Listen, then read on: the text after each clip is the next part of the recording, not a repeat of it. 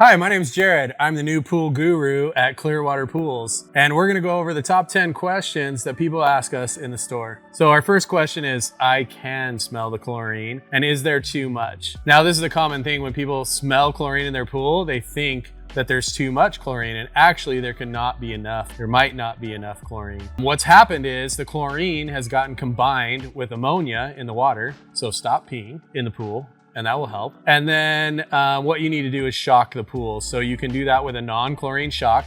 Let me get some. What you can use is a non-chlorine shock that will break the bond of the chlorine and the ammonia, give you free and available chlorine that can actually disinfect. So when you're smelling that strong chlorine smell, what you're actually smelling is chloramines and chlorine that cannot disinfect the pool. So a non-chlorine shock can help. Pool Life is our favorite brand. You could also use liquid chlorine, but you'd have to use an extreme amount or a lot of it. Get that chlorine high enough to break the bond with the ammonia and free up that chlorine so that it can disinfect the pool. Okay, our next question is, why does my skin itch and my eyes burn? So this has to do with water chemistry and water balance. And mostly it comes down to pH and alkalinity. A lot of people believe that it has to do with the chlorine level or how high the chlorine is. Not always true. The first thing I would do is get my alkalinity in a proper reading between 80 and 120. And then I would adjust my pH to be as close to 7.4 as I could.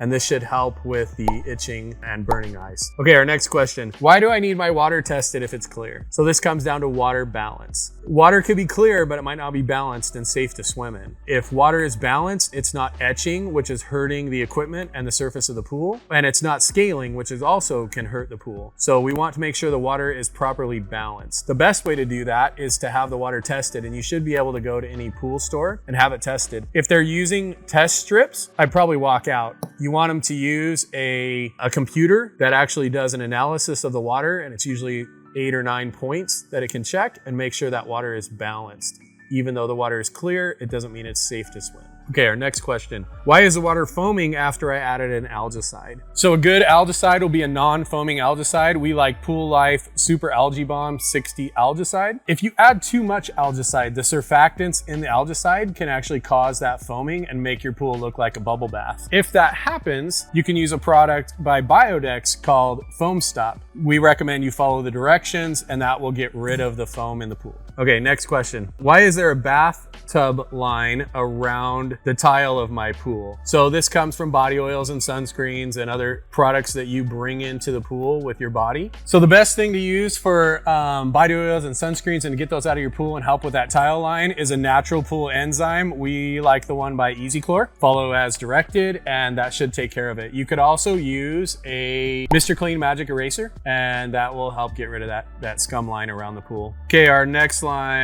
question. What is alkalinity and why is it important? So alkalinity is how much alkali is in the water, how much base. So it's what determines how much your pH moves up and down. And so it's always important. The Pool Chemical Training Institute recommends that you balance your alkalinity first and then worry about your pH. The test for alkalinity is very easy, and you can have a pool store do that for you, or you can use the test kit. The test kit we recommend is a K2005 by Taylor. Has the ability to test everything you need to test for your pool. Or like I said, bring it to a good pool store and they can test it for you. Is saltwater easier to maintain than chlorine pool? I don't necessarily think it's easier. I think it's important to be detailed on a saltwater pool. Saltwater pools can hide problems for a long time, especially pH and alkalinity rising without you knowing. And then you have that clear body of water, but there's a lot of things going on in the background that is ruining the surface of your pool or even the equipment. So it's about consistency. The more consistent you are at checking the pH and alkalinity on a salt pool, you'll have fantastic results. I think saltwater pools are the most comfortable swimming experience. They just take effort to make sure that they're balanced properly. What's the difference between chlorine tablets and liquid chlorine? So chlorine tablets are considered a stabilized chlorine. They have conditioner in them.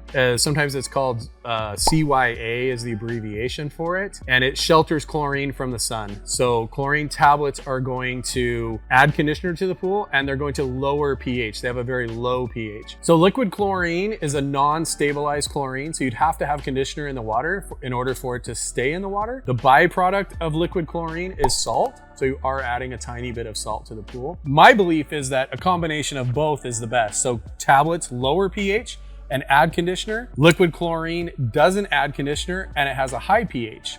And so they're gonna work together for the best results. How often should I test my pool water? At least weekly. There's a lot of things that can change, the alkalinity, the pH, and then the chlorine reading, of course, and how much free chlorine there is, could all change within a week. To be consistent at it, it should be done once a week. And then, do I still need to maintain chemicals in my pool during the winter? Yes, you do. Actually, because of the cold water, it's going to be harder for it to grow algae, but yet that pH and alkalinity that's so important to water balance can change very quickly in cold water. And so it should be tested on a weekly basis, even in the winter. And that's everything from the Pool Guru. If you're not local to St. George, we'll link all these products below. If you have any other questions about water care or pool maintenance, leave them in the comments below and we'll be happy to answer them for you. That's our top 10 questions.